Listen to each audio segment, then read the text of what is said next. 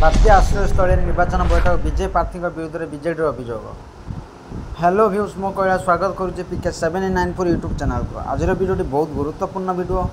BJP प्रार्थी विरुद्ध में पुणी अभियोग आनिले बीजेडी। गंजाम जिला छत्रपुर बीजेपी विधायक प्रार्थी कृष्णचंद्र नायक सरकारी बात्या आश्रयस्थल निर्वाचन बैठक कर आदर्श और आचरण विधि उल्लंघन कर बीजेडी प्रतिनिधि दल राज्य मुख्य निर्वाचन अधिकारी सीईओ को निकट फेराद हो कार्यानुष्ठान दाबी कर बीजेडी पक्षर कहुए बीजेपी नेता प्रार्थी बारंबार आदर्श आचरण विधि उल्लंघन करने संगे संक्रांत बहुबार दृष्टि आकर्षण कर छत्रपुर बीजेपी विधायक प्रार्थी श्री नायक गत 24 तारीख राति सानाराम चंद्रपुर ग्राम पंचायत एक बात्या आश्रयस्थल बेआईन भाव बैठक कर निर्वाचन उद्देश्य कौन सरकारी सुविधा परिसर व्यवहार करने आचरण विधि उल्लंघन कर दृष्टि रखी श्री नायक विरुद्ध तुरंत दृढ़ कार्यानुष्ठान ग्रहण करने को बीजेडी प्रतिनिधि दल दाबी करिछि। बीजेडी प्रतिनिधि दलर राज्यसभा सांसद सुलता देव और सस्मिता पात्र प्रियव्रत माझी प्रमुख सामिल थे।